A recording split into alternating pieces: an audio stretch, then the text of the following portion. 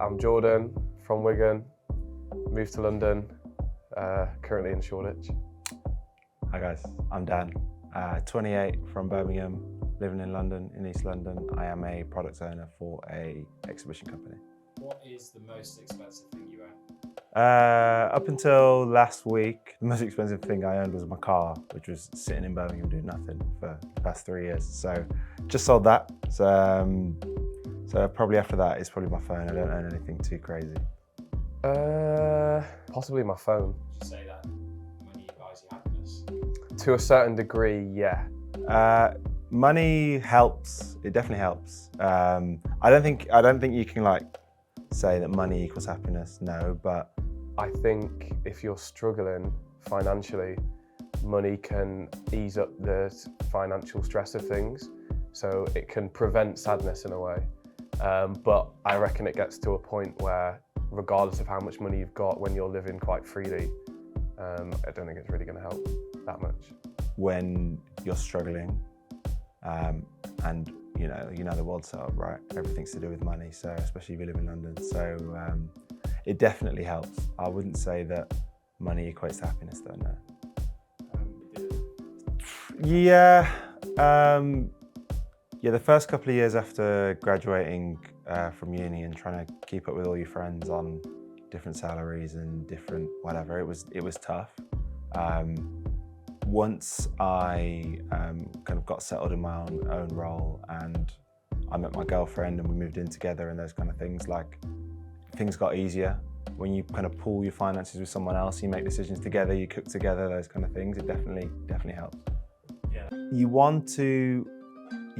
It's really good for you to know transparently how your friends are doing, how people around you are doing, because at the end of the day, the transparency helps for everyone to know more and know if they're being valued and things such as that. It can become toxic, I won't lie. If you're seeing your friends all get pay rises and you're there like, oh, thanks, after. So it can. I think though, all in all, transparency and things such as that is a really good way to just talk to your friends, talk to people, and find out what they are. And as you start to share more things such as that, it definitely helps, I think. What are your guilty spending pleasures? Ice cream. Probably fast food, to be honest. Top 3 ice creams, go. The new Magnum Almond Remix. It's got white chocolate underneath and they've dipped it in milk chocolate. That's quite good. Maybe a strawberries and cream Haagen-Dazs. And then third's probably a cookies and cream Magnum. Listen, I can't do a night out without getting food at the end of it, honestly, otherwise I ain't going to sleep. I love to cook and budget and do all of that kind of thing, but honestly, as soon as the opportunity arises, as soon as someone suggests something, I'm involved. So, do you know what I mean? So, right, let's work this out. So there's an average 6 months of hot weather in England a year. So, What country you living in? all right, one every week, so that's 26 weeks. 26 weeks in that half a year. And then let's say it's hot 4 days a week. 4 times 26 is 104. So probably 104 ice creams at an average of maybe £2 each, so £208.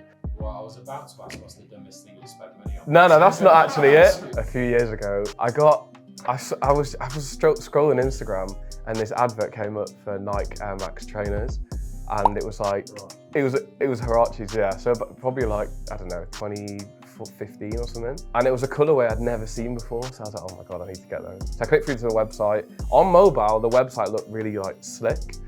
So anyway, it was one of those where you see something you like immediately. I went straight through, added it to basket, found my size, purchased it. Anyway, I got an email saying, I didn't get a confirmation email, and then I messaged these lot being like, what's happened? Why have I not got these trainers? And I sent them the link to the website, and when I went on the URL to find it, it said Nike Air Wiz something or other dot whatever.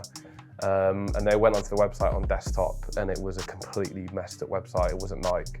But yeah, so I bought a pair of trainers completely fake. I don't know if this really counts, but I was in Berlin about 5 years ago and got fleeced by the pretend ticket inspectors. who like were like, oh, have you got a ticket? And it was like our first day there and we hadn't worked out how things were going on and how to work it all. But what they do is, and if you're ever there, do not fall for this.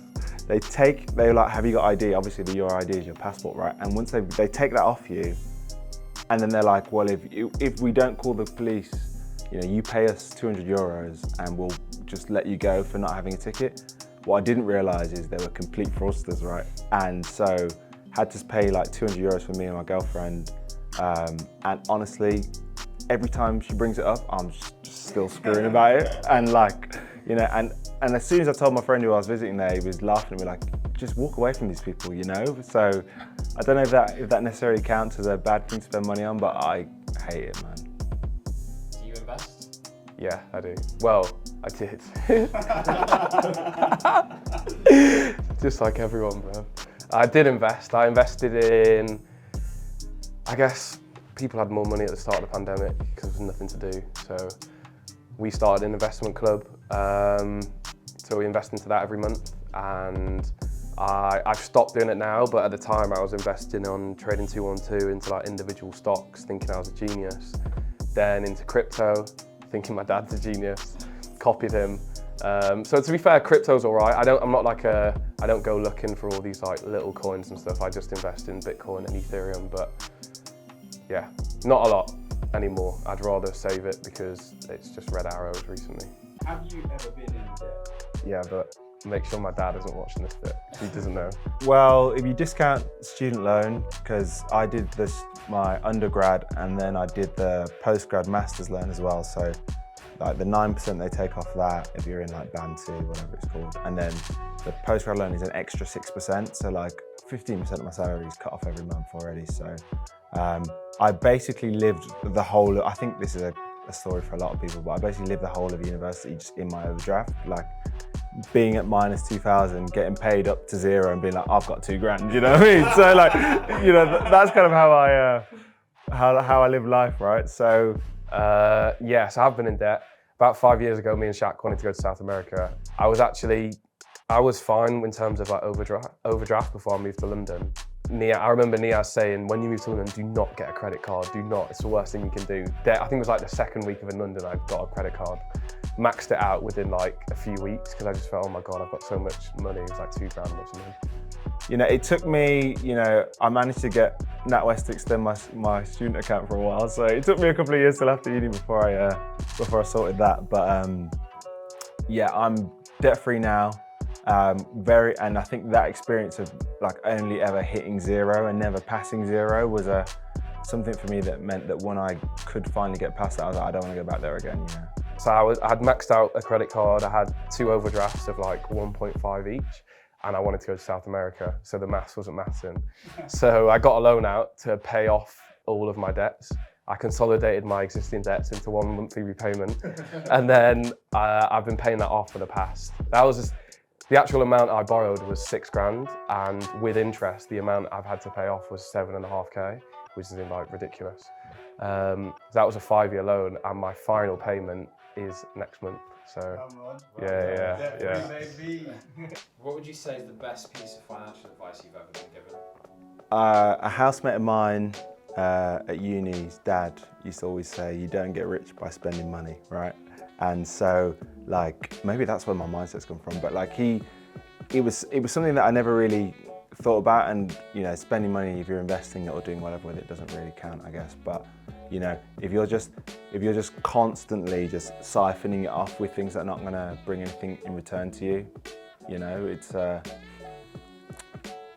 that's how things get sticky really quick, right? So that's probably the best piece of advice I've been given, because it means that I now really think about where I spend my money and what I spend it on and why I'm spending it. And you know, another great piece of advice was, you know, if you like think about something you want to purchase, if you still want to get it in 24 hours or in 48 hours, then or 6 months, yeah, in terms of an air fryer, I'm going to get that at some point. It's in my John Lewis basket for a while still. But if you still want that thing in a couple of days' time, and you still like, damn, I should have made that thing, then just do it.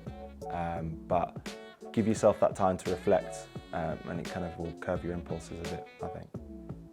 there any habits, good or bad, financial habits? Money comes and goes, which isn't necessarily good advice, but that's the one I kind of recall most frequently. When you first started Millennial Money, it was always pay yourself first. It was something I hadn't heard until you two started Millennial Money. So I actually think my financial journey improved a lot when you two, they haven't asked me to say this by the way, when those two started putting out content and giving advice to people like ourselves. Because it's one of those where unless you talk about it, some of them knew I had maybe debt in the past, or I'd used my credit card or maxed an overdraft, but the process of getting that sorted was never really discussed until their post. So yeah, I would say pay yourself first. So what does paying yourself first look like to you? How do you do that? On payday, I have a set amount and I just put that straight into an account that I can't touch, and I've just learned to never withdraw from it. So, what's the best thing that you've bought recently? ice cream. Arsenal season ticket, cop that. Yeah, so Cheap, man. they're not cheap. No, that I'm going to be struggling to pay that thing off for a while. I've been talking to Shaq about buying this air fryer for about 6 months, and he's been like, "Oh, it's the best thing. It's the best thing." And I'm still grilling my food. Should have bought that air fryer, but I just refuse. Right, I would use it about 3 times a day, but I'm just like, can I spend 150 on something that's just going to sit on my couch? Do you know what I mean? I'm at my own, misfortune. I am very, very frugal, and I don't like spending money. My cat, genuinely my cat, because I work from home a lot, and sometimes it can just get really quiet. If I have no calls all day, you fully go 7 hours without saying a word, and I talk to my cat. So I would say my cat. Yeah, I bought my cat about as a kitten 6 weeks ago. Nella. Shout out Nella if you're watching. What would you say has been your worst investment? I'm not an investor, probably for all the reasons I've explained before, but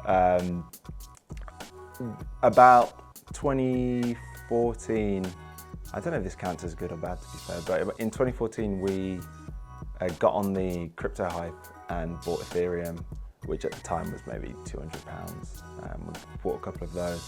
And so, had I kept it, it would have been probably the best investment I made. But the thing is, as soon as that thing went below £200 to 190, I was like, no, I'm getting out of this, right? So, I sold almost immediately as soon as it looked like I was going to lose money, because I really wasn't mentally prepared to be an investor at the time and to invest in something like that. So that would probably be the worst one, because it would have been a good few grand now.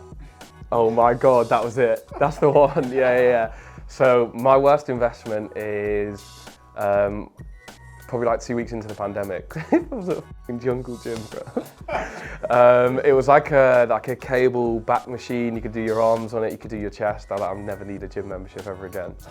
We used it we used it twice. It was so shit. So yeah, that's my worst investment. How much you pay for that? $250, and we sold it for, oh my God, we didn't even sell it. We threw it away. Yeah, a complete loss, and we got 2 uses out of it. So. Is there anything else that you'd like to share, money or otherwise? I just, I guess, don't be afraid to talk to people about money.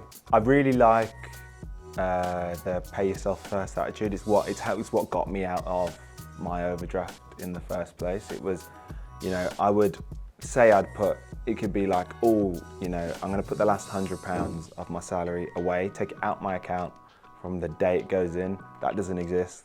And sometimes you'll get to the end of the month and you're like, well, I need to crawl some of that back. But I got into that habit every month from the first time I had my first kind of salaried job. And so doing that meant that, as you got more expendable income, you could increase that £100 by £50 or by an extra £100 or whatever it was, so that eventually, and I still do it now, will almost reduce my salary the second it comes in, to just be that's just in case money at the end. I wasn't putting it anywhere fancy, it was just in another account as just in case money. And so you soon forget it's there, and then eventually that can be used to, be your emergency fund or whatever you want to do with it. Money don't jiggle. Thank you for joining us. So, thank you. Thank you. Right.